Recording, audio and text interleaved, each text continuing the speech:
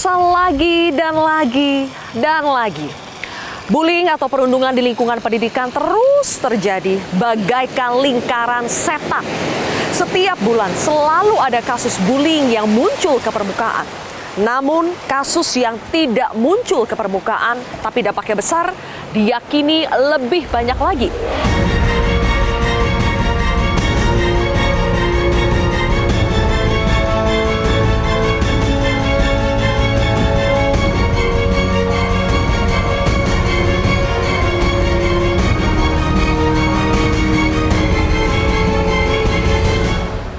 Perhatian publik tertuju pada kasus Muhammad Hisham, siswa kelas 7 di SMP Negeri 19 Tangerang Selatan yang meninggal dunia setelah kepalanya dipukul teman sekelas menggunakan bangku besi.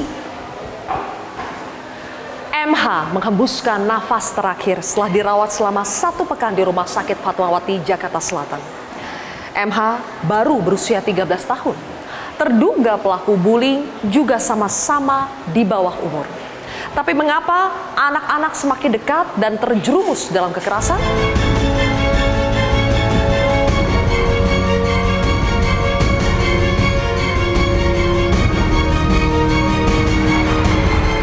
Insiden lain juga terjadi di SMA Negeri 72 Kelapa Gading, Jakarta Utara. Polisi mengungkap terduga pelaku peledakan adalah siswa yang diduga mengalami bullying dan ingin balas dendam. Bahkan terduga pelaku ini pernah melaporkan bullying yang ia alami ke pihak sekolah namun tidak digubris. Alhasil, 96 siswa menjadi korban luka dalam kasus ledakan ini. Terduga pelaku diduga terjerumus dalam konten negatif di media sosial hingga nekat melakukan aksi radikal tersebut.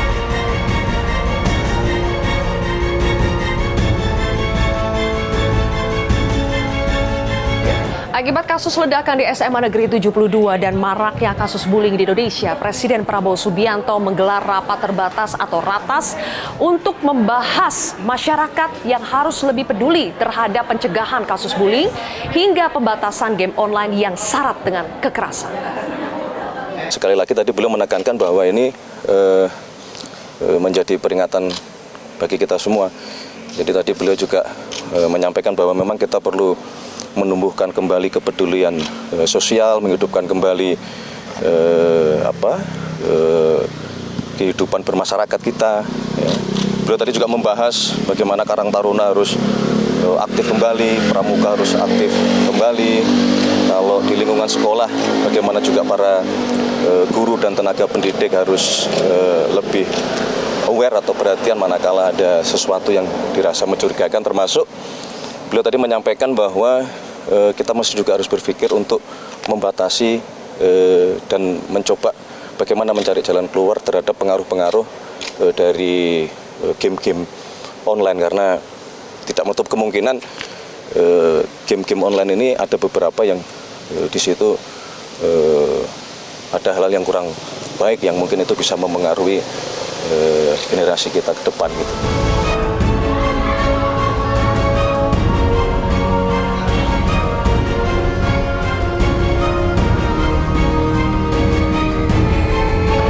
Sebelumnya, dunia pendidikan terguncang dengan kasus kematian seorang mahasiswa semester 7 Universitas Udayana Bali, Timothy Anugrah. Polisi menyimpulkan bahwa Timothy meninggal dunia karena bunuh diri dengan cara melompat dari gedung lantai 4 kampus pada tanggal 15 Oktober silam. Diduga kuat Timothy mengalami perundungan selama masa hidupnya. Indikasinya adalah kematian Timothy menjadi bulan-bulanan atau ejekan dari sejumlah mahasiswa di grup WhatsApp.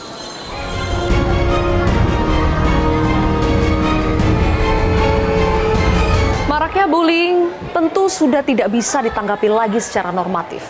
Ketua DPR RI Puan Maharani menilai praktik kekerasan di dunia pendidikan telah menjadi ancaman nyata terhadap keselamatan siswa dan menggolongkan kondisi sekolah saat ini sebagai darurat perundungan.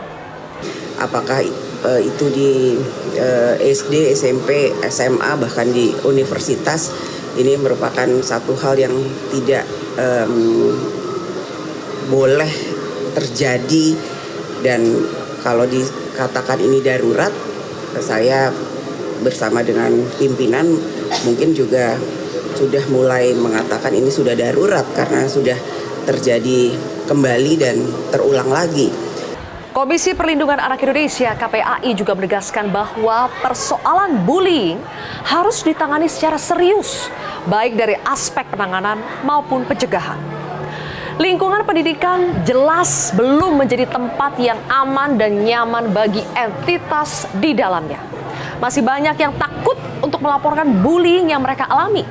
Takut dikucilkan, dianggap lemah, dicap problematik, atau bahkan takut tidak diindahkan oleh pihak sekolah maupun kampus. Harus diakui, ada saja institusi pendidikan yang berusaha menutup-nutupi kekerasan yang terjadi di institusinya demi menjaga nama baik sekolah atau kampus.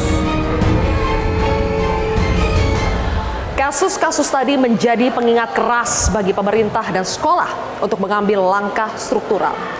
Merespons situasi ini, Menteri Pendidikan Dasar dan Menengah pun akan membentuk tim khusus untuk menangani kasus perundungan di sekolah yang melibatkan orang tua hingga masyarakat. Hal ini dilakukan untuk menghindari kasus bullying kembali terulang. Kalau yang penanganan itu kan nanti kita akan menerbitkan Permendikdasmen untuk memperbaiki Permen yang sebelumnya. Nanti kita akan bentuk tim yang ada di sekolah-sekolah dengan pendekatan yang lebih humanis, komprehensif dan partisipatif. Nanti melibatkan orang tua, melibatkan murid dan juga masyarakat sehingga berbagai kekerasan yang selama ini terjadi mudah-mudahan tidak terulang lagi di masa-masa yang akan datang. Namun permasalahan tidak berhenti di situ. Banyak pihak menilai penanganan terhadap anak yang berhadapan dengan hukum masih belum memberikan efek jera sehingga kembali terulang. Usulan untuk merevisi Undang-Undang Sistem Peradilan Pidana Anak pun dilontarkan Komisioner KPAI, Diah Puspitarini, agar dapat memberikan efek jera bagi pelaku anak.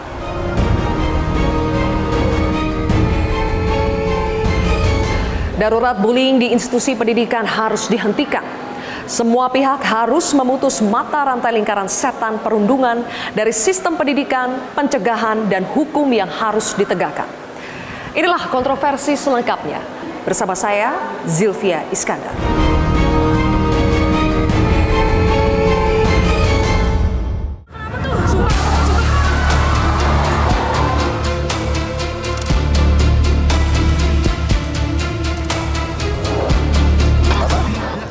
Pemirsa, untuk membahasnya sudah hadir 4 narasumber di studio Metro TV. Di sebelah kanan saya adalah anggota Komisi 3 DPR RI dari fraksi PKS, Nasir Jamil. Selamat malam, Bang Nasir.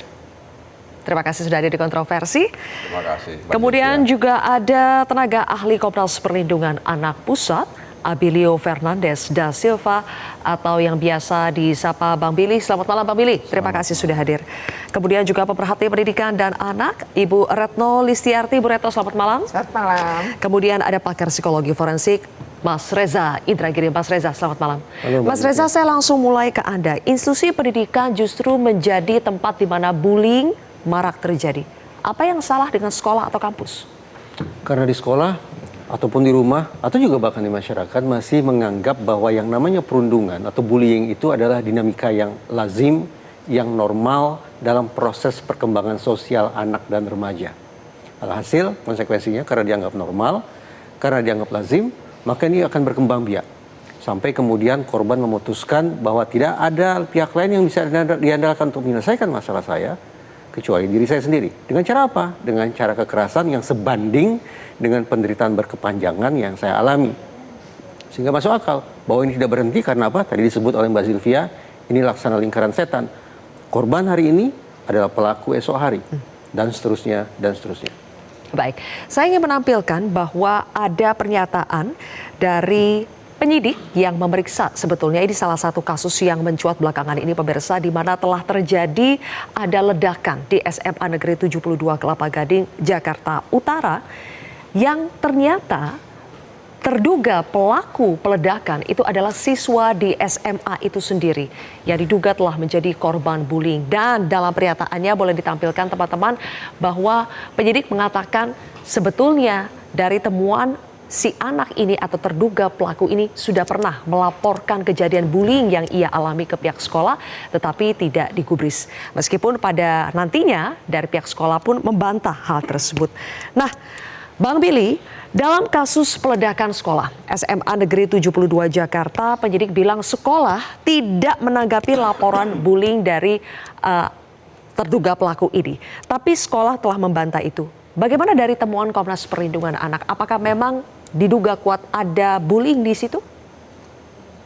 Anak yang melakukan sesuatu tindakan di luar logika nalar yang benar atau bahkan dari segi moral dan etik, berarti ada sesuatu yang salah. Apalagi dia kalau memang benar dia sudah melaporkan dan tidak ditanggapi, ini tentu akan menjadi tekanan yang semakin berat buat sang anak. Nah, kita perlu sadar bahwa seperti yang Mas Reza tadi sampaikan, semua orang butuh validasi, semua orang butuh pengakuan. Dan inilah dasar yang kenapa sampai hari ini masih belum banyak dilihat orang gitu loh. Kenapa anak sampai melakukan sesuatu tindakan di luar dari moralitas dan etika yang sebagaimana semestinya. Dan ada peran sekolah di situ yang akhirnya membuat anak merasa tidak punya jalan keluar selain akhirnya melakukan kekerasan? Nah, mengenai sekolah sendiri, kita mungkin berkaca masing-masing dari pengalaman pribadi, baik sekolah swasta maupun sekolah negeri. Kita sadari sampai hari ini segi kurikulum kita dan yang sekolah lakukan adalah sebatas pengajaran kan. Bagaimana anak-anak dituntut untuk mendapatkan nilai yang tinggi. Lalu ketika anak gagal mendapatkan nilai tersebut dicap sebagai anak gagal, anak malas, anak bermasalah. Sementara dasar setiap orang membutuhkan apa? Pengakuan. Anak membutuhkan bagaimana dia dihargai.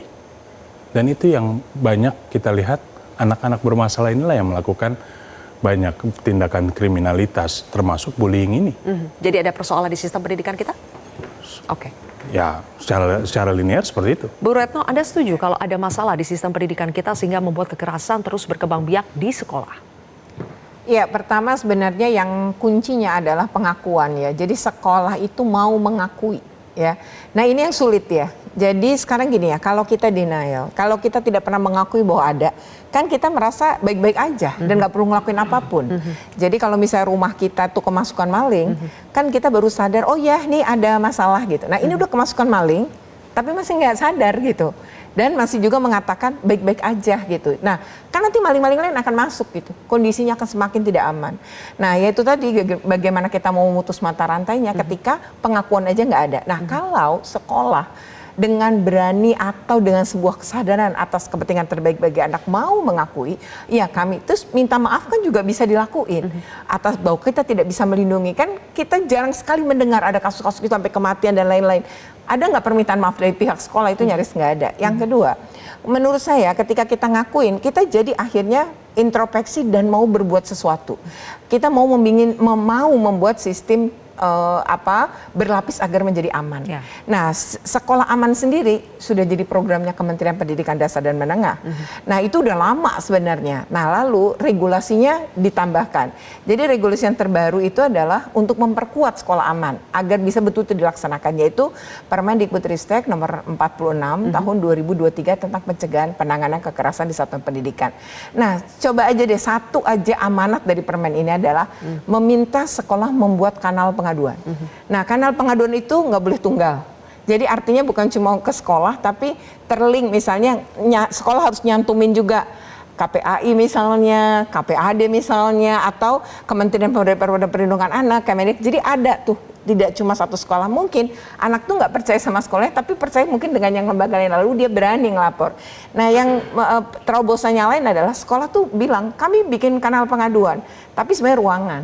Sementara anak-anak yang dibully mana berani masuk ke ruangan itu, nanti dilihat oleh pembulinya. Yeah. Jadi memang harusnya menggunakan online. Nah, ini aja satu sisi aja, padahal banyak banget tuh di permen ini yang mesti dilaksanakan sekolah. Tapi satu saja, kalau kita lihat pintu perlindungan sebagai pencegahan, kanal pengaduan itu nyaris tidak ada. Maka seringkali bilang nggak ada laporan. Ya iya, orang kanalnya nggak ada.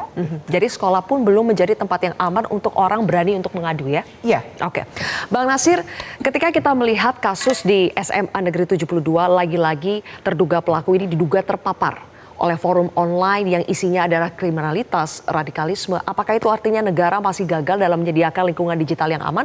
Boleh dijawab nanti, kita harus jeda terlebih dahulu pemirsa. Kontroversi kembali sesaat lagi.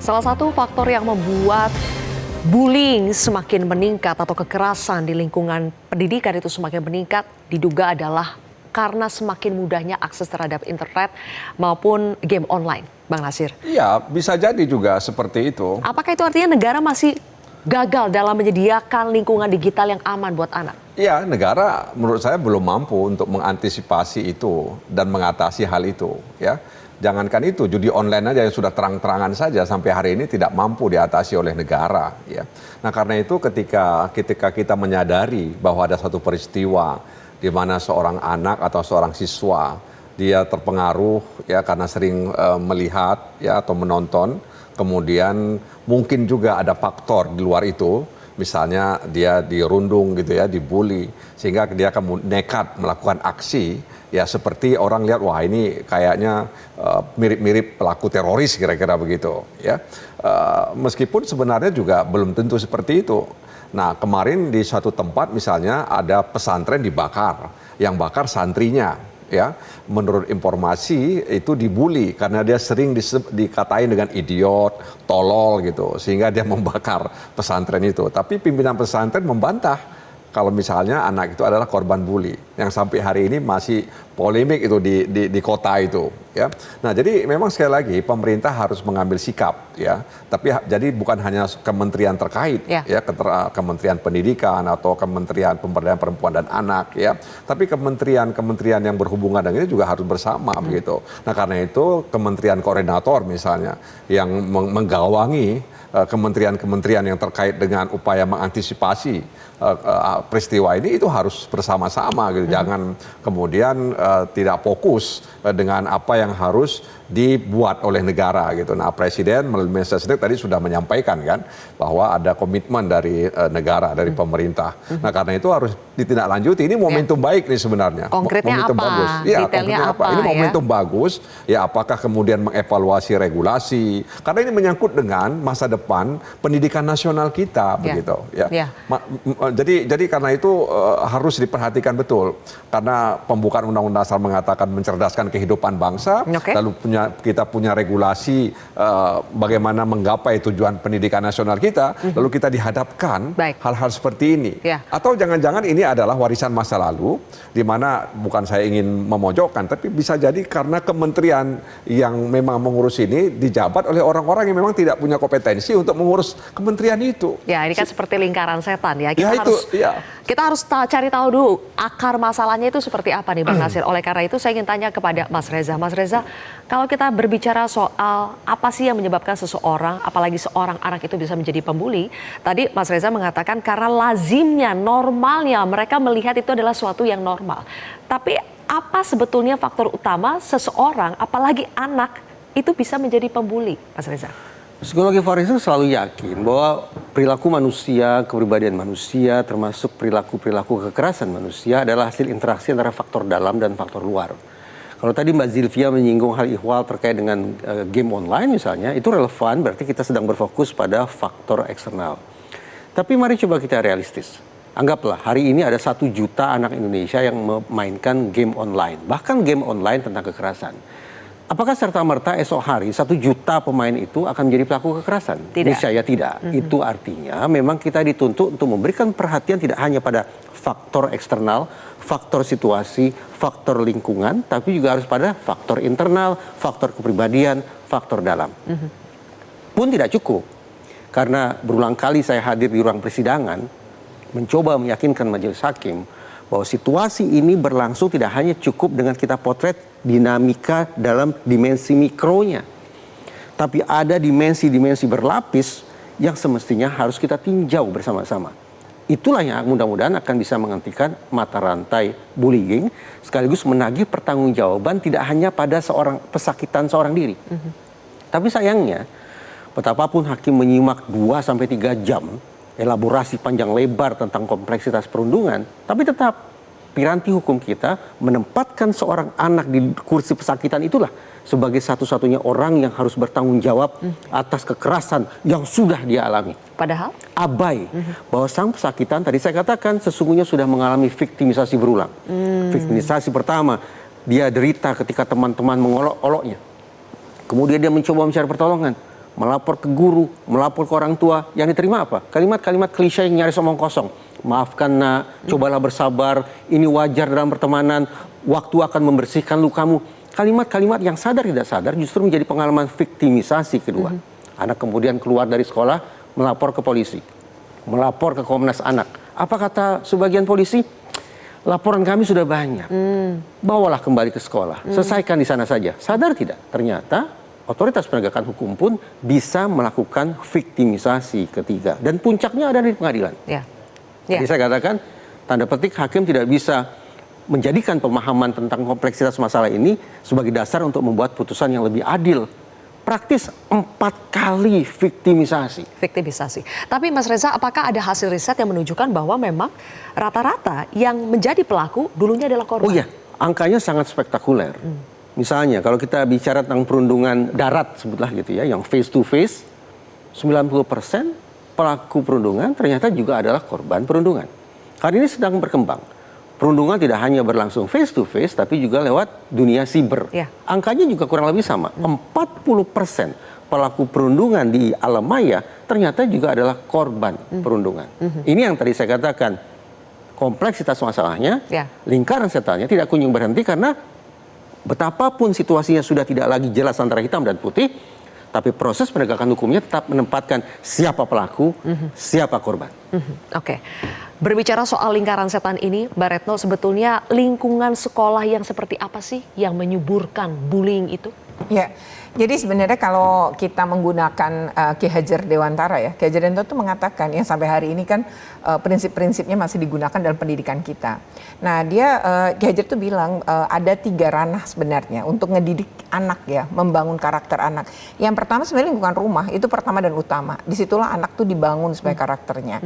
Jadi kalau dia misalnya kalau salah dimaki, dicaci, dipukul, dihukum, maka ketika dia masuk dunia sekolah, dia tuh akan melampiaskan sebenarnya luka-luka batin dia itu ke orang lain, tapi yang lebih lemah dari dirinya. Nah, ini biasa permulaan tuh. Jadi dimulai dari rumah memang ya? Dimulai dari rumah. Yang kedua sebenarnya adalah lingkungan sekolah. Nah, di lingkungan sekolah ini, Ki Hajar mengatakan di bukunya kalau dia adalah tempat subur dalam membangun karakter. Jadi karakter positif atau negatif ini bisa subur jika di sekolah. Karena kata Ki Hajar, semua anak-anak itu mungkin membawa pengasuhan berbeda-beda di lingkungan rumah. Nah, harusnya sekolah menunjukkan mana yang benar. Jadi kalau misalnya dia biasa dipukul, yang satu enggak pernah mendapatkan pukulan, terus salah, ternyata sekolah tidak melakukan pemukulan, tidak melakukan kekerasan-kekerasan verbal atau apapun, tapi membangun disiplin positif yang menyadarkan anak. Nah, di situ anak jadi belajar, oh yang benar ini gitu. Nah, kalau sekolahnya sebaliknya, melakukan juga bentuk-bentuk kekerasan, ya tadi seperti Bang Reza, ini kembali menjadi korban lagi gitu. Dan karakter buruknya jadi berkembang. Makanya kalau sekarang kita bilang semua sampai di tingkat perguruan tinggi, bahkan di tingkat kerja, kan di lingkungan kerja pun terjadi, maka tadi menormalisasi perundungannya terjadi.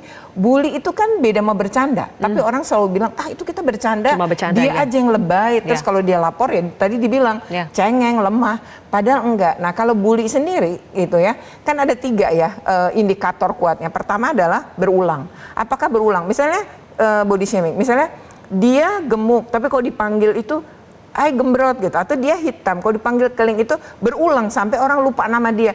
Nah sebenarnya itu kan berulang. Yang kedua adalah dilakukan dengan relasi kuasa yang lebih tinggi si pelaku. Nah jadi mungkin kakak kelas kepada adik kelas, atau kalau satu level mungkin ekonominya lebih tinggi, atau ada bentuk-bentuk lain.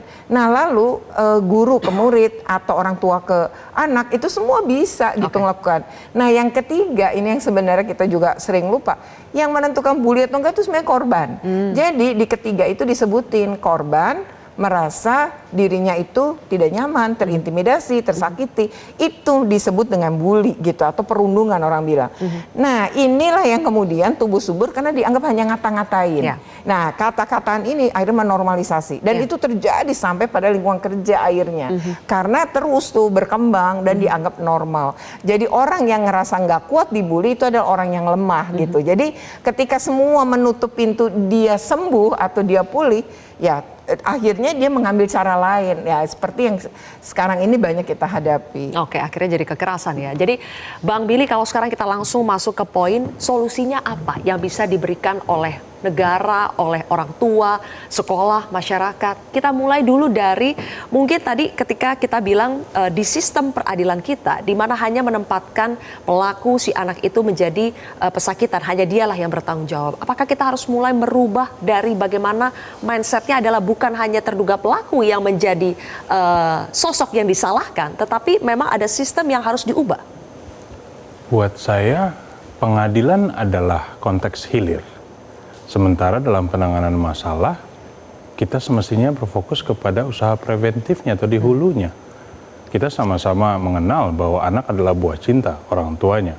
Ada juga pepatah yang mengatakan bahwa dari buahnya dikenal pohonnya. Bahwa dengan peristiwa ini merupakan suatu pertanda krisis sosial bagi kita. Disinilah letak poinnya, bahwa keluarga adalah organisme paling mikro dalam negara. Bahwa dalam hal ini berarti keluarga yang semestinya harus diperbaharui kembali. Bagaimana orang tua berperan terhadap anak. Kok kenapa anak yang sebenarnya tadinya murni, kita sama-sama sering dengar, anak adalah kertas polos. Benar kan? Bagaimana kita membentuk dan mendidik anak itulah, anak itu akan menjadi demikian. Sebagai contoh, saya dicap sebagai anak bermasalah ketika sekolah. Tanpa malu saya bilang, saya membuktikan itu ketika kuliah. Saya dicap sebagai anak malas karena nggak bisa mendapat nilai yang bagus dalam pelajaran yang saya nggak sukai. Apakah memang demikian? Saya pulang ke rumah ada orang tua yang meyakinkan saya. Disitulah peran bapak ibu saya dan ini yang banyak sekarang nggak ada. Karena kita sadari bagaimana bisa ketemu anak dan orang tua dan anak. Waktu kerja yang begitu tinggi, orang tua dua-dua bekerja, perjalanan yang macet dan sebagainya, aktivitas yang terlalu membuat tekanan juga untuk anak, sekolah yang jam waktunya terlalu panjang, sampai di rumah harus belajar lagi. Kapan interaksi pendidikan mental anak? Ini yang nggak ada, karena masalah bullying atau masalah pidana anak bukan terletak pada bagaimana mereka menghafal moral dan etika, tapi bagaimana mental dan karakter mereka terbentuk. Itu yang nggak ada. Dan terkait dengan sistem peradilan anak seperti yang tadi sudah dibahas. Komnas Anak sejak 2023 memandang bahwa perlu ada satu perubahan paradigma, bahwa nggak bisa dipukul rata, Mbak, antara kenakalan dan kejahatan. Kita sama-sama tahu dalam konteks hukum, sesuatu bisa disebut sebagai suatu kejahatan jika itu memang melanggar ketentuan yang ada dan memiliki mens rea, akan niat jahat. Baik. Sekarang luar biasa anak-anak melakukan suatu tindakan jadi sudah seharusnya dengan suatu niat. Sudah seharusnya direvisi? Semestinya direvisi. Nanti Bang Nasir menanggapi itu ya, bagaimana menanggapi desakan untuk merevisi sistem peradilan pidana anak. Sesaat lagi pemirsa, tetap di Kontroversi.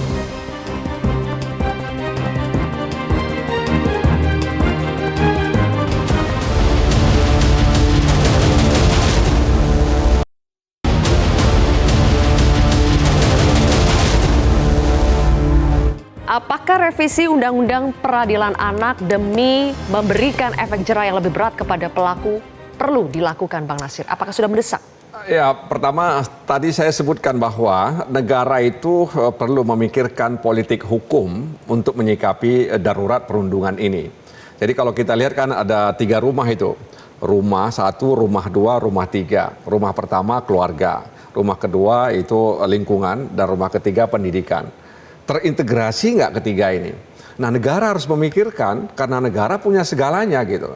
Negara punya sumber daya manusia, negara juga punya anggaran, punya aturan, punya sarana dan prasarana untuk mewujudkan itu. Apalagi negara itu dituntut ya untuk menerjemahkan tujuan pendidikan nasional. di mana peserta didik itu diharapkan bisa menjadi orang yang beriman, bertakwa, berakhlak karimah, cakap, mandiri, sehat, aktif, dan menjadi warga negara yang demokratis dan bertanggung jawab. Kan itu semua adalah harapan, kan begitu. Nah, karena itu politik hukum itu seperti apa itu. Nah, karena itu salah satunya kan tadi, misalnya ada undang-undang sistem peradilan pidana anak. Ya. Nah, sebenarnya waktu itu saya ikut terlibat dalam undang-undang itu kan semangatnya adalah bahwa bagaimana anak itu tidak dihukum, ya. Anak bukan untuk dihukum. Oleh karena itu kan pendekatannya restoratif justice sebenarnya dengan mengedepankan deviasi itu. Jadi mengenyamping dan peradilannya juga sangat sangat tertutup, ya, sehingga untuk tidak mengganggu psikologi anak. Tapi memang kalau kita lihat hari ini memang beberapa masukan ketika kami melakukan kunjungan ke beberapa provinsi misalnya, tindakan-tindakan yang dilakukan oleh anak dalam konteks kejahatan memang cukup meresahkan kita juga. Ya. Ada misalnya beberapa anak di bawah umur melakukan pemerkosaan misalnya gitu kan. Itu kan satu hal yang memang tidak bisa kita pungkiri. Oleh karena itu terkait apakah dia nakal, dia jahat begitu ya. Nah, itulah yang nanti akan kita evaluasi, dan memang ada beberapa masukan juga agar DPR itu merevisi undang-undang sistem peradilan pidana anak kita itu, sehingga bisa kemudian misalnya menyelesaikan beberapa masalah yang hari ini Kalau menurut Bang Nasir sudah urgent belum? Bagaimana? Sudah urgent belum? Menurut saya sudah sangat-sangat urgent gitu, karena tadi darurat tadi itu ya. Nah, oleh karena itu sebenarnya tadi seperti saya katakan, semangat daripada undang-undang SPPA itu adalah bahwa anak itu bukan untuk dihukum. Itu semangatnya itu. Semangatnya bukan untuk dihukum, Mas Reza, tapi kalau kita lihat di beberapa kasus kelakuan yang disebut anak ini sudah melebihi batas kewajaran. Kita lihat ada pemukulan yang sepertinya tuh benar-benar untuk menyakiti, untuk melukai, bahkan untuk menghabisi nyawa seseorang. Apakah itu masih bisa kita treat dengan sistemnya tidak untuk dihukum? Dengan suasana batin putus asa macam itu, maka saya bersama Yayasan Antara Anak dan Dompet Duafa sudah bertahun-tahun menyambangi sekolah dan komunitas belajar, tidak lagi untuk bicara tentang pencegahan. Kalau kita sepakat ini sebutlah darurat, maka kita harus membangun keinsafan pihak sekolah terutama bahwa ini adalah pidana. Memang kita tidak akan menemukan kata perundungan di dalam undang-undang ataupun KUHP. Tapi padanannya ada, yaitu kekerasan. Baik itu kekerasan fisik, kekerasan psikis, bahkan kekerasan seksual. Ya. Sayang beribu sayang, anggaplah undang-undang SPPA sudah direvisi. Tapi saya yakinkan betul bahwa banyak masyarakat yang tidak tahu bahwa ini sesungguhnya adalah pidana. Jadi kami buka ketuk kesadarannya bahwa persoalan semacam ini sesungguhnya bisa dibawa ke pertanggungjawaban pidana. Muncul persoalan kedua. Bagaimana cara membawa ke proses pidananya? Karena itulah kami datang ke sekolah dengan membawa pihak kepolisian setempat untuk mengedukasi masyarakat begini sesungguhnya proses pembuatan laporan di kepolisian. Kalau polisinya, maaf ini, ada oknum-oknum yang menyepelekan laporan, cara penindakannya begini dan seterusnya. Menurut saya, kita realistis. Berbincang tentang preemptif dan preventif itu penting. Tapi kalau kemudian sudah situasinya separah ini, sekali lagi kita harus bicara tentang langkah-langkah represif. Jangan anti terhadap pendekatan represif. Karena ketika masyarakat tersadar, bisa melihat bahwa ternyata proses pidana itu berjalan, maka sesungguhnya langkah represif ini akan bisa berdampak preventif, yaitu mencegah agar pelaku tidak mengulangi perbuatannya dan mencegah agar anak-anak lain tidak meniru perbuatan serupa. Preemptif, preventif, represif, rehabilitatif dan reintegratif semestinya digerakkan secara simultan. Oke, semestinya digerakkan secara simultan. Kalau Ibu Retno sendiri setuju kalau misalnya untuk penegakan hukumnya, untuk tindakan yang lebih represif itu diberlakukan kepada anak sebagai pelaku kriminalitas? Ya, pertama kan memang anak sebagai pelaku juga dia sekaligus sebagai korban ya. Kesalahan anak kan nggak pernah berdiri sendiri ya. Ada kontribusi lingkungan juga. Nah, kalau menurut saya kalau undang-undang SPPA ini kan kita selama ini tuh kayak kasus kekerasan-kekerasan yang terjadi ini seolah-olah tuh kan hanya anak nih fokusnya gitu. Padahal ada kelalaian sekolah kan, ada kelalaian orang tua gitu. Nah, pada dalam KUHP kan bisa ya, karena lalai berdampak apa kan orang bisa kemudian dipidanakan gitu. Jadi kalau ingin membangun efek jerah juga ke lingkungannya si anak. Jadi misalnya orang tuanya juga kena dong. Lalu bagaimana kemudian lingkungan sekolahnya kena. Misalnya kasus kelalaian yang berdampak begitu banyak. Kalau kita ngelihat beberapa kasus yang terjadi di sekolah ya, itu satu-satunya sekolah yang kena itu kan ketika susur sungai aja yang di Jogja. Jadi waktu susur sungai pramuka terus tiba-tiba ada air bah yang cukup tinggi dan anak-anak ini pakai rok nggak bisa berenang lalu meninggal begitu banyak. Baru di situ guru sekolah, kepala sekolah kena gitu karena dianggap lalai ya dalam melindungi anak-anak. Sebenarnya lalai itu juga terjadi dong kalau misalnya di lingkungan sekolah ketika anak dipukul pakai kursi ya kan besi di sekolah dan nggak ada gitu penanganan sekolah sama sekali, bahkan anak ini nggak ngadu ya karena mungkin juga takut dan nggak yakin juga gitu. Nah jadi sebenarnya menurut saya mendorong satu perlindungan dan pencegahan kalau anak melakukan tindak pidana ya sebenarnya lingkungannya juga gitu. Kalau juga menurut saya gitu. Jadi sekali-sekali harus termasuk orang tua sekolah. Nanti ditanggapi Bang Nasir. Kita jeda lagi pemirsa, kontroversi kembali sesaat lagi.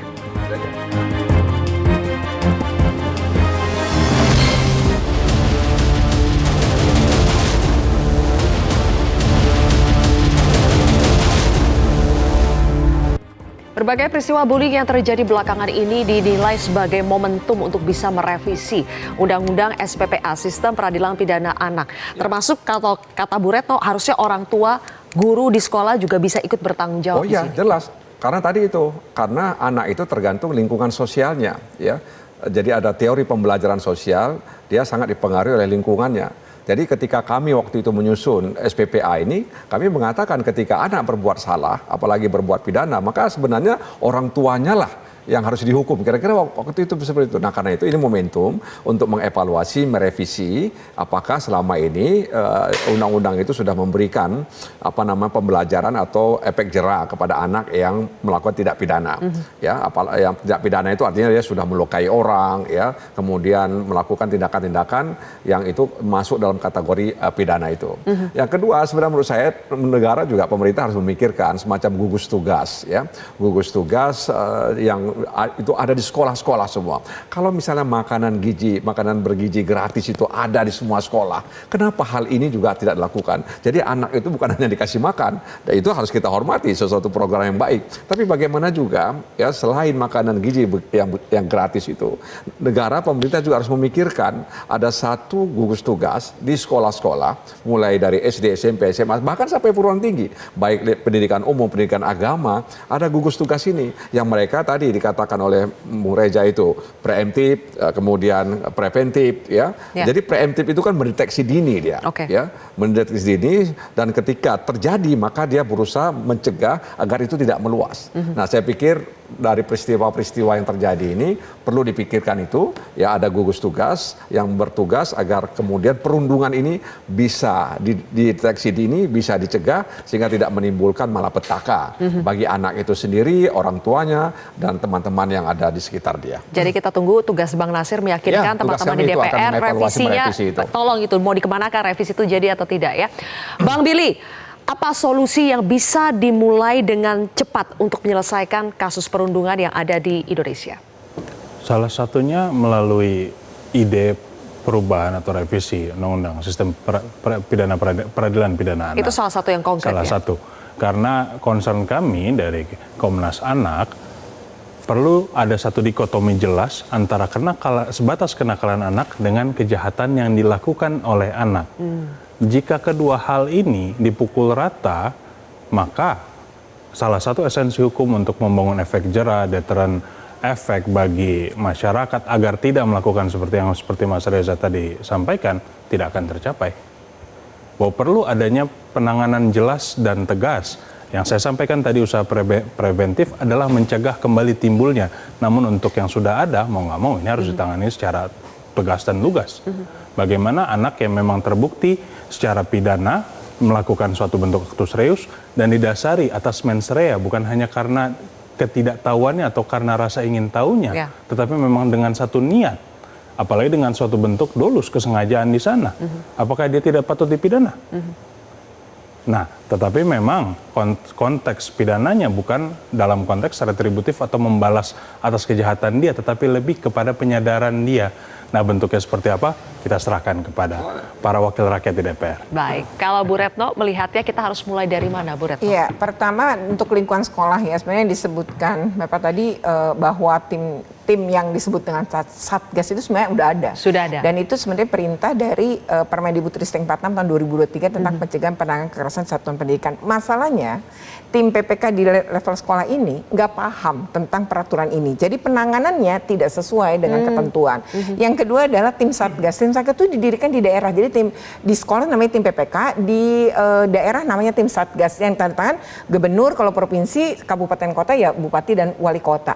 Problemnya juga isinya pejabat-pejabat semua. Jadi mereka rapat pun nggak pernah boro-boro baca Permendikbud 46. Akhirnya aturan ini nggak pernah jalan. Pada aturan ini melibatkan 3 dinas terkait di daerah, yaitu mulai dari Dinas Pemberdayaan Perlindungan Anak, Dinas Pendidikan sebagai leading sector, dan satu lagi adalah Dinas Sosial. Dan satu ini ya, kalau kita ngelihat anak yang kita sebut nakal atau berperilaku kurang tepat, itu kan harusnya dideteksi dan dibantu ya. Misalnya pemulihan psikologi dan lain. Nah, tim Satgas ini sebenarnya gabungan dengan tadi, jadi artinya bisa dirujuk dan ikut menangani. Nah, problemnya peraturan ini hanya di atas kertas dan belum jalan. Dan kenapa belum jalan? Karena mereka tidak melihat ini sebagai prioritas bersama. Betul, dan memang kurang masif juga ya sosialisasi dan pelatihannya bagi tim PPK maupun tim Satgas daerah. Oke. Ini problem di hulu, Mas Reza, harusnya sudah ada tapi banyak yang tidak paham pun karena kurang sosialisasi, kurang kepedulian. Jadi bisakah kita berharap bahwa kita bisa memutus mata rantai bullying? Harus bisa. Namun berangkat dari keinsafan bahwa ini membutuhkan kerja keras dan terpadu lintas kementerian, lintas lembaga. Misalnya Kementerian Pendidikan, Polri, Imigrasi dan Pemasyarakatan, Kementerian Kesehatan, dan seterusnya. Karena ini kerja keras dan harus dilakukan secepat-cepatnya, maka senyampang kita punya wakil presiden yang masih belia, yaitu Gibran Rakabuming. Sungguh-sungguh saya menaruh harapan setinggi-tingginya bahwa dia punya pengetahuan, dia punya kepekaan, dan juga punya keterpanggilan hati plus keseriusan untuk menjadi koordinator atas seluruh kementerian dan lembaga terkait itu untuk menggerakkan semua langkah yang diperlukan guna memutus mata rantai bullying ini. Semoga wakil presidennya mampu untuk itu. Baik, kalau begitu terima Loh, saya kasih serius, Mas harus dari Reza, hulu ke Bu hilir Retno, gitu. Bang Nasir dan juga Bang Billy. Terima kasih ya sudah berbagi. Mudah-mudahan ini menjadi kesadaran dan kita bersama bisa memerangi hal ini. Pemirsa, institusi pendidikan seharusnya menjadi tempat untuk mengasah moral, bukan mental kriminal. Sudah saatnya negara dan masyarakat bergotong royong memutus mata rantai bullying. Saya Zilvia Iskandar pamit undur diri. Terima kasih telah menyaksikan Kontroversi.